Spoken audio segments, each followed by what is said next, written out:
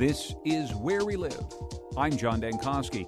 Coming up, what do runners think when they're pounding the pavement? A researcher is trying to learn about running by listening to these thoughts.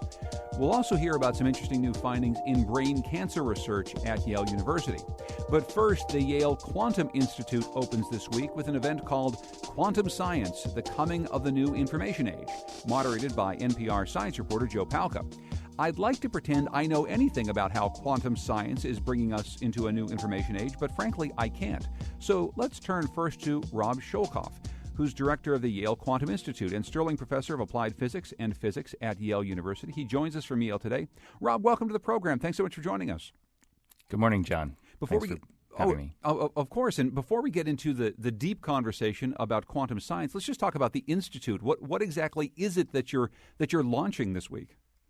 Yes, well, the Quantum Institute is a new interdisciplinary initiative at Yale, trying to bring together the members of the Yale community who are interested in quantum information and quantum computing. We'll host visitors from around the world to make sure we stay in contact with the leading scientists and engineers working on this area, and hopefully to try and eventually build new facilities and expand the efforts in this very exciting area. Okay, so let's talk about this exciting area called one of the most critical and important scientific fields of the 21st century. What exactly is it we're talking about when we're talking about quantum information science? Well, quantum information science is a new paradigm or new set of ideas for how we might store and process information. And it's hoped that this could be one of the ways that we can extend and accelerate the kind of amazing progress that we've all seen in the current information age. Extend and accelerate, and you're referring to something we've talked about in the past, the famous Moore's Law, the idea that computing power has been really changing and expanding every couple years for the entire history of computing, and maybe it's about to reach its limits. You're talking about expanding this beyond what we can conceive of right now. That's right. The engineers and computer scientists who are working on conventional computers and continuing Moore's Law are worried about the fact that eventually there'll be a limit to how far they can miniaturize things, and you will reach the quantum scale where all your transistors are on the size of a single atom. And then basically the rules will change, and you have to sort of take quantum mechanics and the different rules of physics that apply for those things at that scale into account. The rules of physics in quantum mechanics, there are descriptors used like weird and counterintuitive and spooky, and that's part of one of the things that I think attracts a lot of lay people, but it's also the stuff that confuses the heck out of us. So maybe you can just explain what's weird about how some of this quantum information works compared to what we're fairly used to now in traditional computer science, say. Right. Well, part of the idea, too, of quantum information is that we're learning that these rules are not so much weird, but just different. So in conventional computers, one of the most basic ideas is that you represent your information as bits, which are just either 0 or 1. And in quantum computing, you replace those bits with their quantum equivalent, we call them qubits, that are some sort of atomic system or quantum element that can have two different states, which could be 0 or 1. But in quantum mechanics, an atom, let's say, doesn't have to be only in one state or the other. It can be placed in something called a superposition, which really is being in both states at once. Okay, so it's in both states at once. How does that help us? Well, in an ordinary computer, of course, you have to decide whether your bits are going to be 0 or 1, and they should never be indeterminate. But in the ideas of quantum computing, we will use this superposition principle to allow the computer, in effect, to explore many possibilities at once. And that can give, for certain problems, we believe, an incredible speed up in the way you can process information. So put this into practical use for us. We're going to now build a supercomputer of the near future, and we're going to try to solve an enormous problem. How does this help us? What exactly can we do, say? Well, one thing you can do with quantum information is store vastly larger amounts of information in your collection of bits than you can classically. So even a few hundred quantum bits is equivalent to astronomical numbers of classical bits that one could never build. It also allows you to do certain problems that are intractable using, we believe, using conventional computers. Where are we right now in the history of this type of research? I mean, do you feel like you're at the very, very start of something, or do you feel as though you're just about ready for a breakthrough that will allow us to build the type of quantum computers that do just the thing you described? Right. Well, I think the field is right now at a very exciting kind of tipping point. So for the last 10 or 15 years, people have been trying to do very basic science experiments to prove these concepts and to establish whether there are really practical ways of creating interesting devices using these techniques. And I'd say that most of the experts now believe we kind of have a scientific existence proof that it will be possible to build fairly large-scale quantum information devices in the foreseeable future. And the question now is sort of what will we use them for, what will they look like exactly, and how long will it take to develop them? What will we use them for? I mean, what do you see as the first real practical application, the first way we can raise enough money and enough will to get something like this built? Well, of course, there's a huge amount of momentum and emphasis behind keeping this Moore's Law or the progression of information technology going. So that's one of the driving forces. But I think I would punt a little bit on that question, especially when I look at the history of conventional or classical computing. So in the sort of formative days, or when the first computers were being built and people were just understanding what it meant to program a computer and what you would use it for, they had a few ideas in mind that were sort of specialized and either scientific or military. And most of the things that we now use computers for and that have affected people's lives so much weren't really imagined or invented until we had some useful hardware. And so I think in this field we're kind of right at that stage where, let's say we have a few quantum transistors and we're just trying to build interesting quantum computers. And the hope is that we will still have to discover all the things they're really most useful for and can be applied for. But there are a few things that we already know could be very attractive. Well, and I just want to let our listeners know that we're talking about the new Yale Quantum Institute, and its director, Rob Schoelkopf, joins us from Yale University today. They're kicking off with a program called Quantum Science, The Coming of the New Information Age, which is moderated by NPR science reporter Joe Palca. It's happening later today, and you're listening to Where We Live. This is something that I often talk with researchers about, is this notion that sometimes we need a really big problem to solve. We need to figure out a way to focus our energies to try to do this. And one of the worries perhaps about life in 2015 is so much of the brain power that we spend is really just trying to make our handheld devices work a little bit faster for us, or trying to solve something so that some company can make a tiny little bit more money off of selling us something in a certain way. Do you feel like we need some sort of big national or global problem to solve that will help us get to the point where we have the will to maybe make these types of breakthroughs? Well, that sounds very much like a policy question, I guess. In quantum information, I think there are a few examples of sort of big motivators behind this research. So one thing that was learned early on is that this computing paradigm could be applied for cryptography and for breaking people's codes. And so that's led to a fairly large amount of government investment in this area.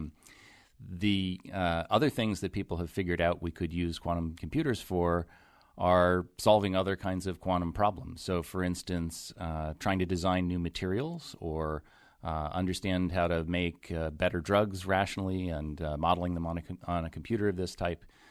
These are things which are motivating and driving the field until we can figure out those other applications. And here's a big one. It's something that I've heard you talk about. A quantum computer might help us devise a catalyst to sequester CO2 from the environment. This is the sort of thing that maybe could be applied to one of our biggest problems happening on the globe right now, global warming. What do you say? So that's something that a few people have been promoting lately. So one of the things we believe quantum computers are really good at are solving, as I said, quantum problems like quantum chemistry. And so we hope that we could devise things that would fix nitrogen better and lead to better fertilizers, or solve sort of relevant problems like that using this technology. What are the biggest barriers you have right now that you see? Well, building a practical quantum computer is technically very, very challenging. We have to basically master this quantum domain and be able to control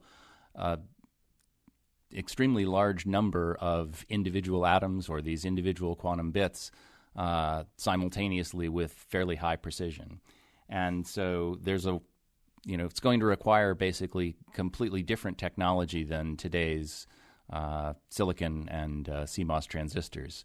And so there's a host of different approaches to that, ranging from, trapping ions in a vacuum chamber and shining lasers on them, to more solid-state approaches such as superconducting circuits, which is an area of my specialty and a particular strength here at Yale. Is there a certain amount of fragility to these systems that you have to worry about too, that perhaps need to be devised in a way over time because they're easily, either the information that they carry or the devices themselves are easily breakable? Absolutely. So, because we're sort of miniaturizing, if you like, the computer to some ultimate extent, or we're storing the information in the smallest possible carrier, just one excitation of some object, it becomes fairly fragile, and any interaction with the outside world or the influence of noise can cause the bit to forget, as it were, to change its state when we didn't want it to do that. And the ideas of something called quantum error correction, which is a way of making a computation robust even in the presence of some finite amount of this noise and errors, is one of the main scientific challenges that our team and people around the world are really working on. That's sort of the last big hurdle to conquer before we can make a scalable version of a quantum computer. I would think one of the most exciting things for you about this institute opening up is that you really are bringing people from all sorts of disciplines from around the Yale community and really from around the world to talk about this. Could you just explain to us what that's like to get a chance to sit down and work closely with people from different disciplines to try to solve this really incredibly complex problem that's obviously exciting everyone, but in a different way? Right. Well, it's as I said, it's with any new thing, you're not quite sure where the good ideas are going to come from or how you're going to solve problems that we've never faced before. And so, in this discipline, we need physicists, obviously, and that was a lot of the people who began working in this area. But also, more and more, we need electrical engineers, we need computer scientists, materials scientists, and others. And one of the challenges sometimes is learning how to translate between the different disciplines. And so one of the things that's fun about quantum computing is we've developed ways of applying kind of computer science or information theory to understanding and explaining quantum physics in a simpler and better way. Well, thanks for translating a little bit for our audience and for me today. I do appreciate it. Sure. My pleasure. Rob Schoelkopf is director of the Yale Quantum Institute and Sterling Professor of Applied Physics and Physics at Yale University. He joined us today from the Yale University studios. They've got a discussion coming up today, Quantum Science, the Coming of the New Information Age, moderated by NPR science reporter Joe Palca. Coming up, what do long-distance runners think when they're running? We'll talk to a researcher who has the answer. It's coming up next, Where We Live.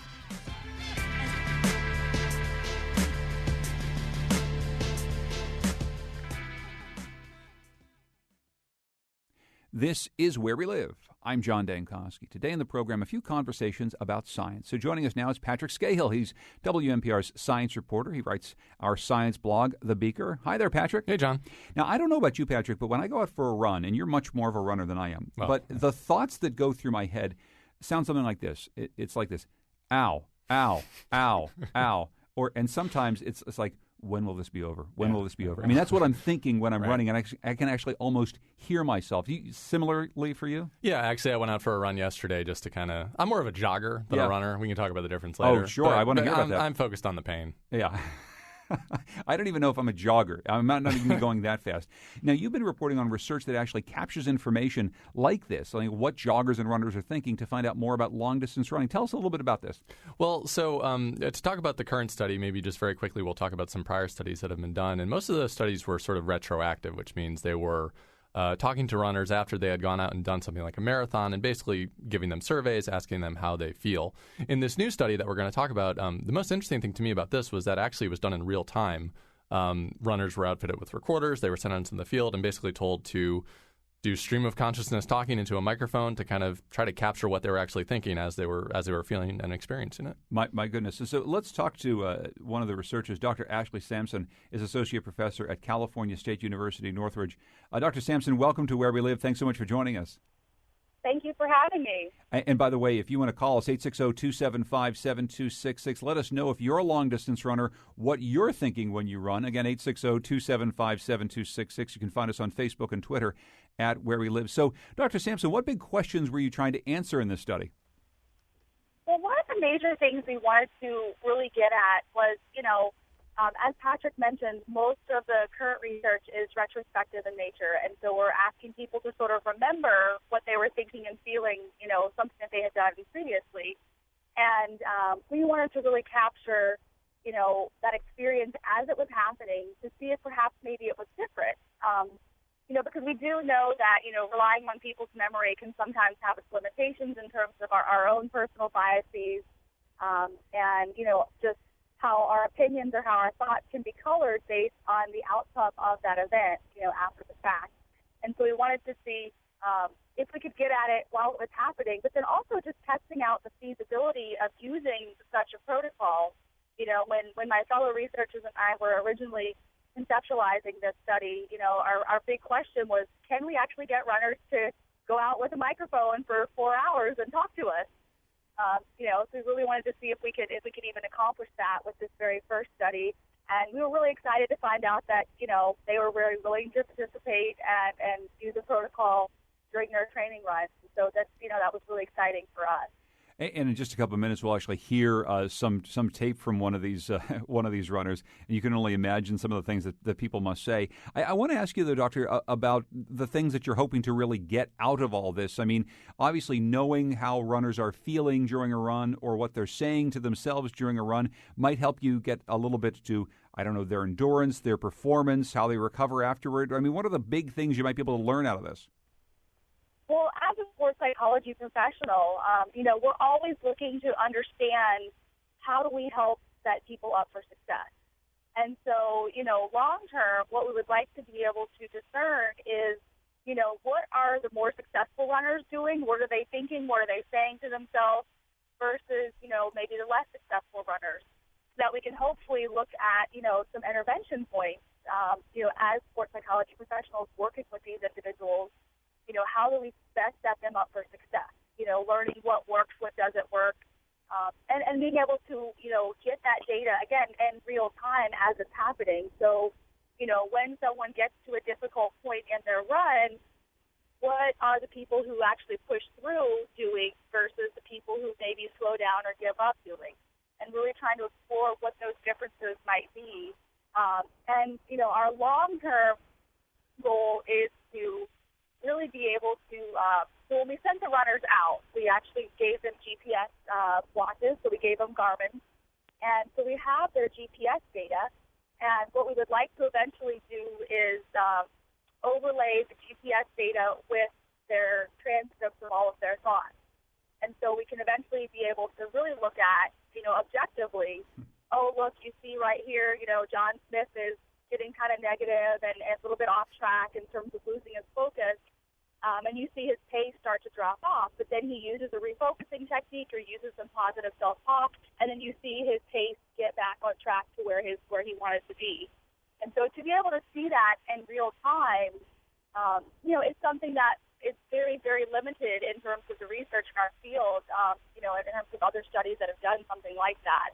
And so that's what we would really like to be able to do long-term, is to be able to discern out, what are the successful runners doing when times get tough, when it gets challenging, versus, what are perhaps the less successful runners doing.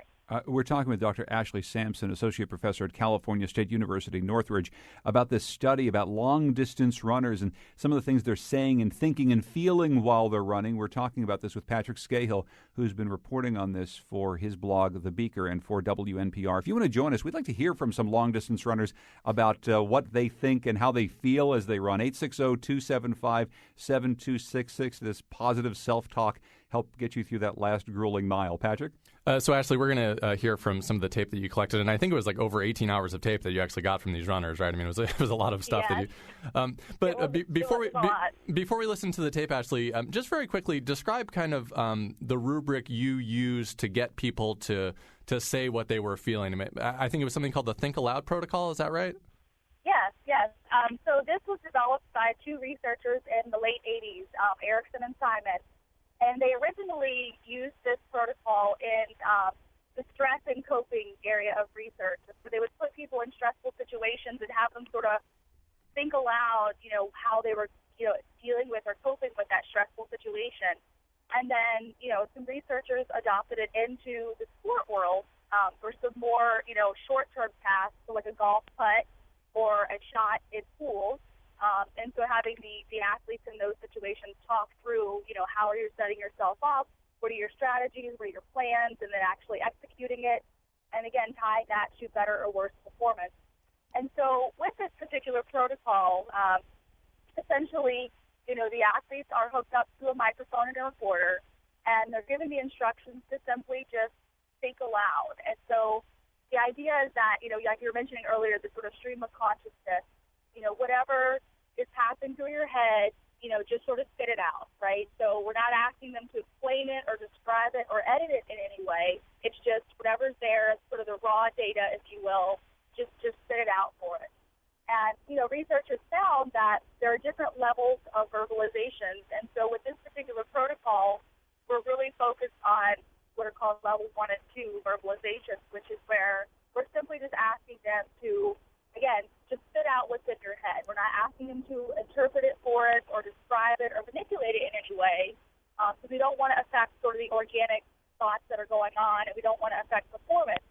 And research has shown that if, athletes are simply asked to just sort of spit out what's in your head, keeping it at that level 1 and 2 range, that it doesn't affect performance. And so what we did is we, had the runners come in, we hooked them up to the recorder and the microphone, and we had them actually practice on the treadmill, just getting used to the protocol, and a member of the research team was right there if they had questions or difficulties, or also to just kind of prompt them if they were silent for a long period of time.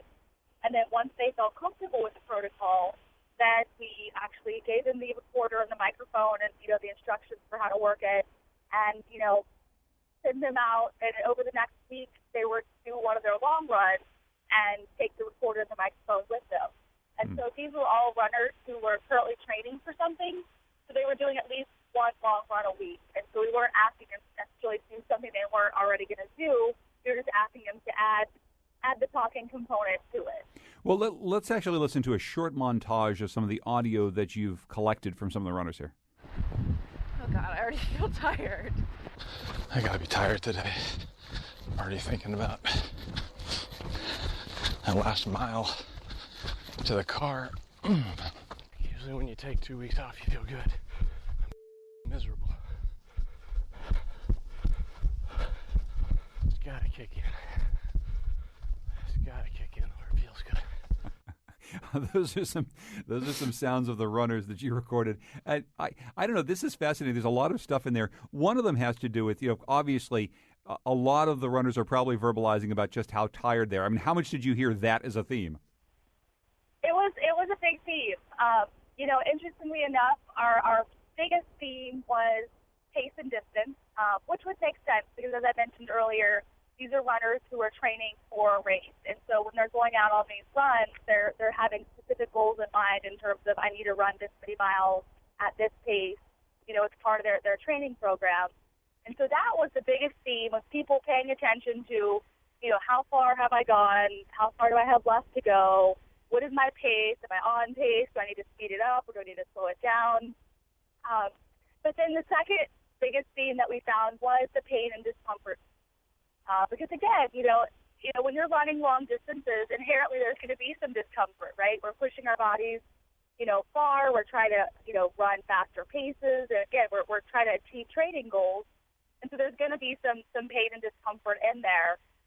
What was really interesting, though, is that if you look at some of the other running research that has looked at, what are the runners dealing with and pain and discomfort, a lot of distance runners, just accept the fact that pain and discomfort are just a part of, the sport. And, for a lot of runners, they talk about that, by being able to sort of be, quote unquote, mentally tough and push through those painful experiences, it helps to give them that sense of accomplishment and confidence, not only in their specific running sport, but just in life in general. The sort of thinking of, if I can handle this and push through this, then I can handle anything else that life might throw at me. And that's been a theme that I've seen in some of my other running research that wasn't related to this Think Aloud protocol. But we did see that, of course, that, because it is a big part of the experience, that was a big part of the runner's thought. Well, one of the other things that one of the runners was saying, though, Patrick, and this has always been the mystical, magical piece of this that I know there's been a lot of research on, but frankly, it's something that I've never found, right? The runner talks about it's going to kick in, that time when it feels good, and this is something that, that athletes all search for, right? You train long enough, and you run, and you begin to get this euphoria. It's called the runner's high, and these runners, I'm sure, are searching for this, but I don't know if all of us ever find it. Yeah, well, and I think one of the things that Ashley was looking at in her study was how long runners actually focused on the pain that they were experiencing. And I think there's probably a takeaway for coaches, right? I mean, when we're looking at this data, in a lot of cases, I think, Ashley, and correct me if I'm wrong, runners kind of stop talking about pain after the first mile or two, and the idea for a coach would be to basically go back to your athlete and say, look, it's going to hurt, it's supposed to hurt, make your peace with that, and realize that, later on, you're going to get some of the positive benefits from this run. Yeah, no, I agree with that. And listening to the recordings, a lot of it was, some of that what we call the warm-up effect. That first mile or two, you're loosening up, you're warming up, all those little aches and pains kind of have to loosen up and shake out. And what we saw was that a lot of the runners, as they continued longer and longer in their run, that, the talking about pain really kind of went away. Because, yeah, at a certain point during your run, especially when you're running these longer distances, we had one participant who took us on a 20-mile run with him. And you make peace with it, and you accept that this is the experience, this is where you are, and let's get through it. And Well, I want to get to some phone calls here. Some runners are calling us at 860-275-7266 with thoughts. Adam's in Farmington. Hi, Adam. Yeah, how you doing today? Good. What's up? Good. I was just calling in to say, I use running as a therapy. I went through a rough time 8 years ago. I'm a recovering gambler. And when I'm running, for example, a marathon, the second half, I recall the rough times that I went through 8 years ago, and that helps me forget about the pain that I'm going through when I'm running. Second half of marathon is all mental, really, to me. And I recall what I do is I recall what I went through 8 years ago, and that helps me go through a long distance running. And you are actually using these thoughts to propel you along, especially in the harder part of that race, right?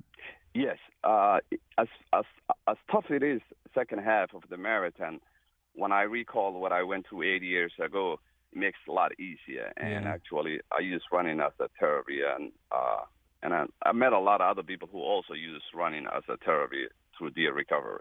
Adam, thank you so much for talking about the therapeutic benefits of this. Let's go to Jake, who's calling from Hartford. Hey, Jake. Oh, hey. First-time caller. Thanks so much for putting me on. Of course, yeah. So I've been running cross-country competitively since high school and in college. I'm only around 24. So I find when you run in groups and you actually have conversation, it allows you to completely take your mind off what you're doing, which is physically putting yourself through a good amount of pain.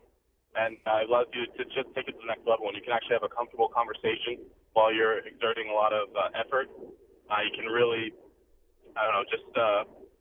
get to a new level that, before you, be better than you have before, I guess. That's really interesting, Jake. I see a lot of people who do that and run in groups and are having conversations along the way. Do you feel like when you're running completely by yourself and you're not able to have that conversation, your self-talk is somewhat different? Does it make it harder for you to run long distances? Yeah, exactly. And I live near a reservoir, and when I run in circles, I can see, okay, I'm going to be there in 10 minutes. Man, I have so much further to go. When you're having conversation that's more natural or organic, you're not thinking about, okay, I have to exert this much more effort before I make it this much further. It's much more you're in the moment, and by the end of the run, you realize, wow, I accomplished this, and I barely realized it. Hey, Jake, thank you very much for that. So, Patrick, that's interesting. I mean, there's a lot of what Ashley's study is. It's about what people are thinking, how maybe they can use some sort of positive reinforcement to propel themselves along their route. Jake's talking about something different that a lot of people do in any physical activity, which is just take my mind off it completely. Just let the body go, and as long as I'm having the conversation with someone, I just don't even feel it. Right. Yeah, and I wonder just, Ashley, I mean, in terms of one other thing that I wanted to just talk about very quickly was like the environment that people are running in. Sure. And I wonder how that kind of turned up in the information that you gathered, Ashley. Yeah, so that was actually one of the major themes that we found was looking at the environment. People were paying attention to their surroundings. I'll share that, the data was collected out here in Southern California. And so it perhaps might have been a little bit different if we had been somewhere that maybe wasn't quite as ideal in terms of weather and location. Being out here, we were surrounded by beautiful mountains with trails, and we have the ocean and a bunch of beautiful places to run. And again, of course, we have the Southern California weather. And so it was really interesting because, in the midst of people complaining about, how much it hurt and how much farther they had to go, people were also being grateful and expressing gratitude, appreciation for, wow, this is a beautiful sunrise, or, oh, I get to run on this beautiful trail, how lucky am I, or, oh, the temperature is perfect this morning, this is wonderful. And so, the environment definitely played a part as well in terms of, what people were just paying attention to. And for some people, that was, woven in with the, kind of pace and distance. And so they would say, okay, I'm going to get to that tree or get up this hill, so giving themselves sort of landmarks to get to. So sort of using the environment as part of their training. And, to what the previous caller mentioned about, running with other people and having conversations and doing things to take your mind off of it. There's been a lot of research in the sport world with this concept of association versus dissociation.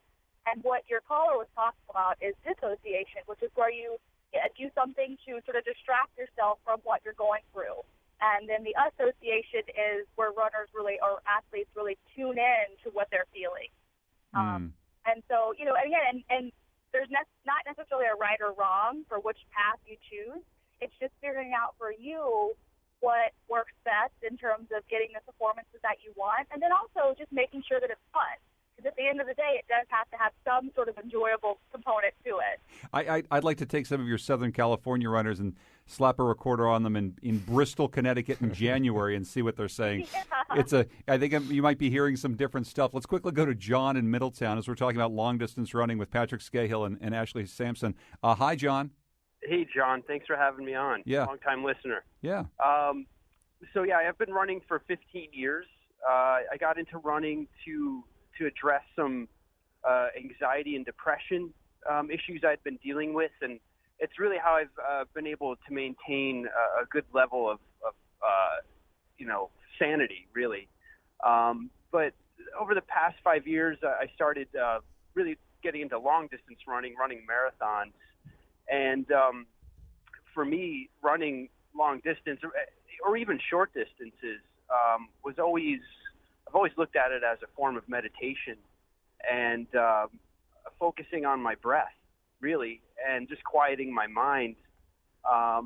That's where a lot of my anxiety comes from. I can't quiet my mind. I relive things throughout the day. I relive things from my past. So running has really helped me hone those meditative skills. Well, hey, John, I want to actually put that to Ashley. Thank you so much for the phone call. There's another piece of it, right? The whole notion of running as meditation. It's something that it's obviously repetitive. one step after another. You begin to breathe in a certain pattern. And this is something we haven't really talked about yet, but John's talking about the meditative qualities of this. Yes, no, I can completely resonate with that. And, it's interesting. If you look at some of the research that looks at exercise as medication, so looking for, with patients or people with, clinical level anxiety, depression, other sorts of psychological disorders, that, repetitive activities have been found to hit sort of something on our most primitive psychological level where it's psychologically soothing to us.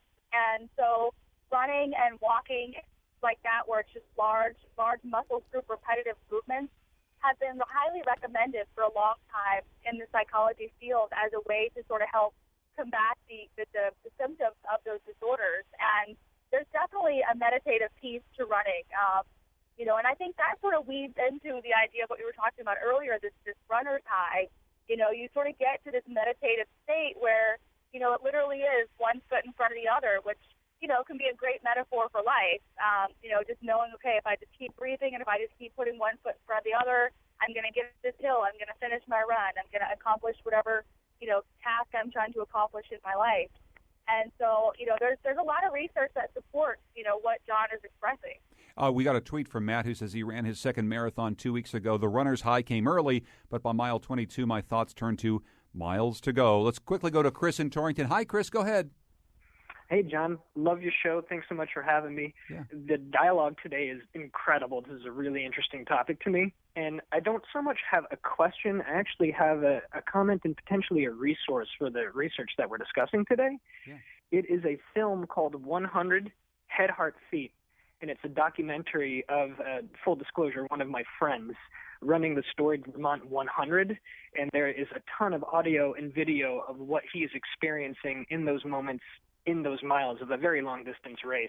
I just thought it's a great film, and I, of course, wanted to plug it a bit, but I also thought it would be great for this research. Hey, Chris, thank you very much, and we'll mark that down. And actually, before I let you go, I should ask, okay, we've talked about long-distance runners, people training for marathons, and Chris just mentioned people run 100 miles at a time.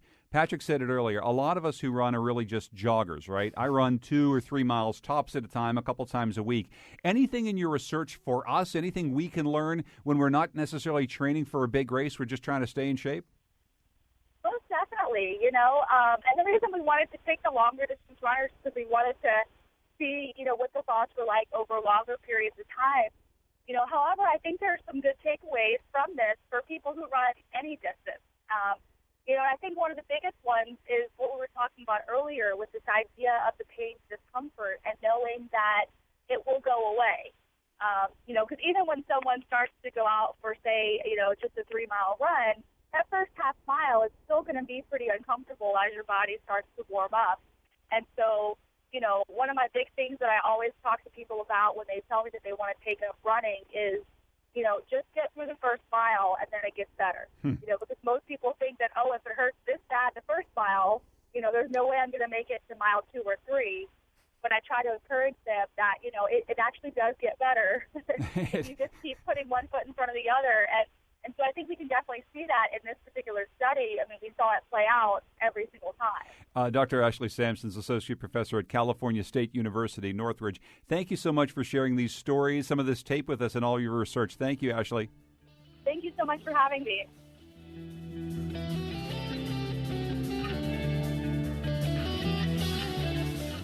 Now, we're still here with Patrick Scahill, our science reporter. And Patrick, we just have a minute or so left, but I got to say, you cover a lot of science stuff. And when we saw this story about a mystery star, all of a sudden I started thinking Patrick's going to be so into this. What have you learned about this? So very, very quickly, this was a star that was picked up by the Planet Hunters Project down at Yale, and they analyze light data that comes out of the Kepler Space Telescope. The nutshell explanation for how Kepler works is basically they're looking at light curves. So a star puts out some light, and when something goes in front of that star, it kind of dims the light for a little bit. And you see that in the chart. The graph kind of just of the light curve drops down. So very quickly, there was this one star. It's out in the direction of the constellation Cygnus, and it was just doing like some really, really, really weird stuff. The curve was bipping and bopping all over the place, and there really was no explanation for it. And we're talking about, lots and lots of stars have been analyzed by Kepler, I think about 150,000. And researchers had never seen anything like this before. So what was it? Obviously, this was something that a lot of folks were wondering about. So I spoke with Tabitha Boyajian. She's an astronomer over at Yale. And she has one explanation for what she thinks it might be. The comet itself is very small, but has what we call, a coma around it, right? That can actually block out a significant part of the sight. So you can think of this as, comet clumps kind of going in front of the star.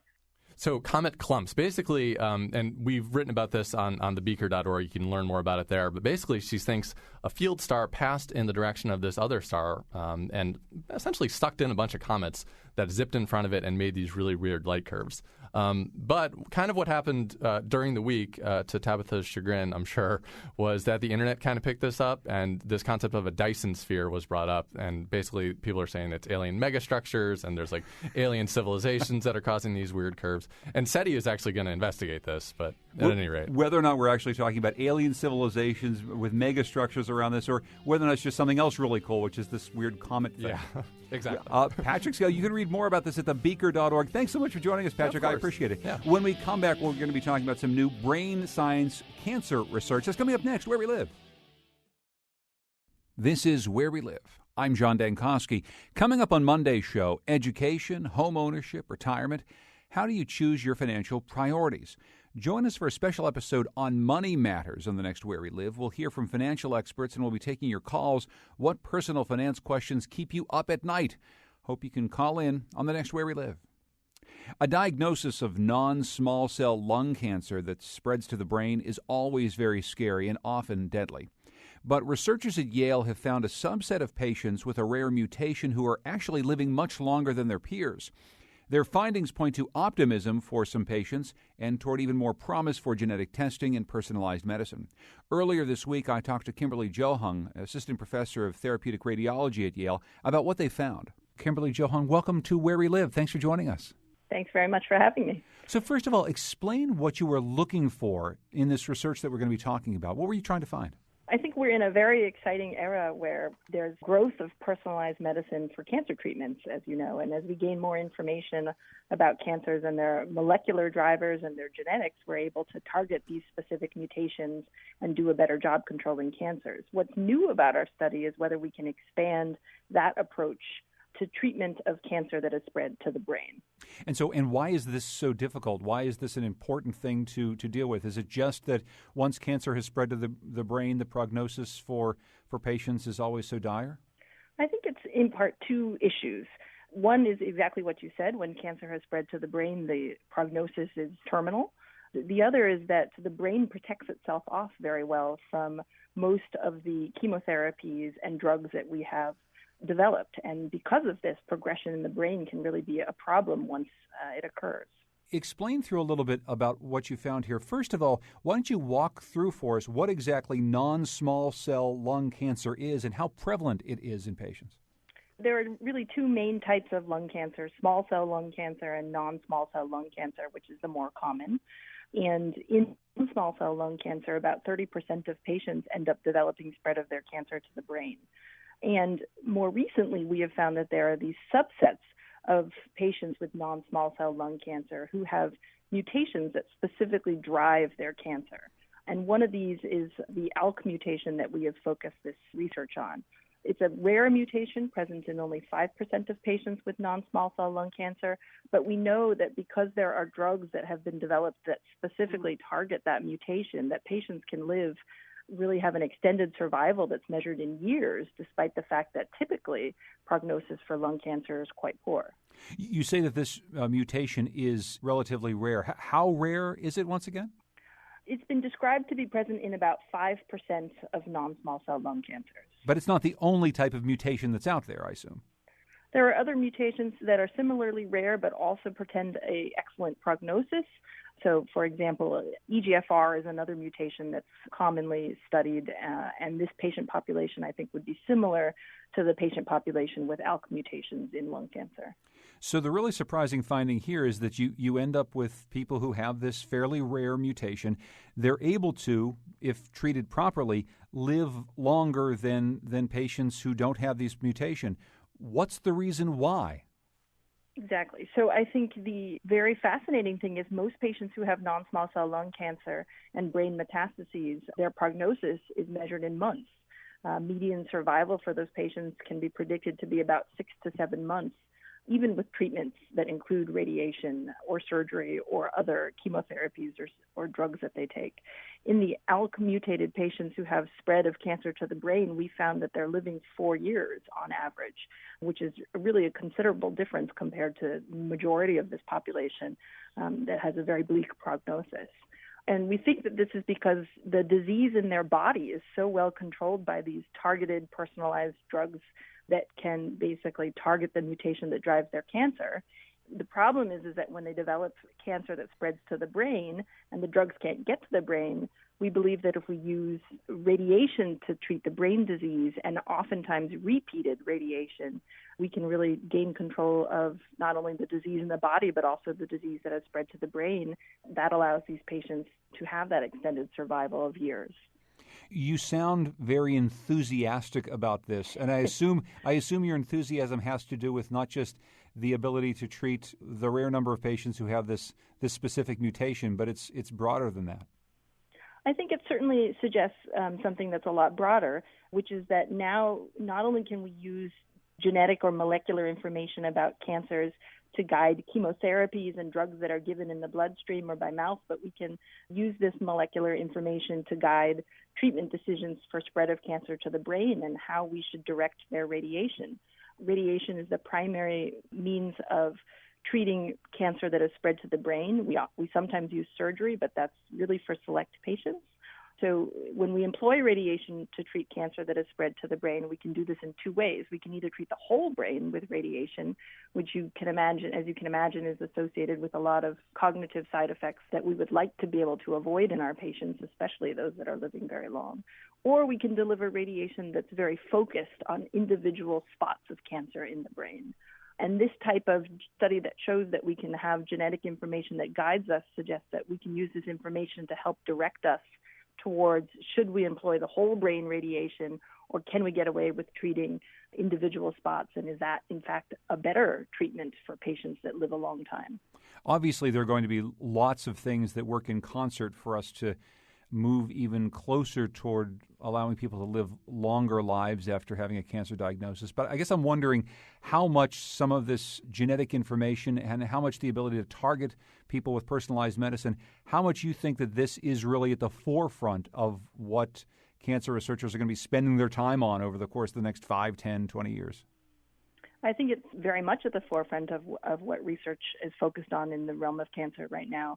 There have been a lot of efforts to identify additional mutations that drive cancer or mutations that work in concert to drive cancers, and then develop drugs that specifically target those mutations or use the prognostic information, such as we have in this study, to help you guide treatment decisions. Before I let you go, what's the next thing you're working on?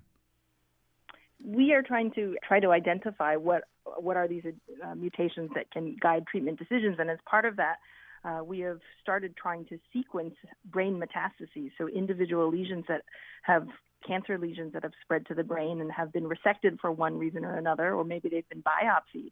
And we're trying to sequence the expressed DNA of those cancers to try to identify mutations that are associated with treatment response.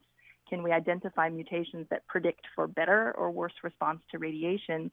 And if we knew that information up front, could we use that to guide decision-making in terms of what treatment to use for these cancers? Well, Kimberly Jo Hunk, thank you so much for sharing this with us, and I really appreciate your time. You're very welcome. Thank you for having interest in our work. Our program is produced by Lydia Brown with Tucker Ives, Betsy Kaplan, and Josh Nalea. Our technical producer is Kyone Wolf. The executive producer of Where We Live is Katie Tolarski. Our digital editor is Heather Brandon. Our interns are Amanda Gallagher and Sarah Flaherty. You can continue the conversation on our website, wnpr.org/wherewelive. I'm John Dankosky. This is Where We Live, and please have a great weekend.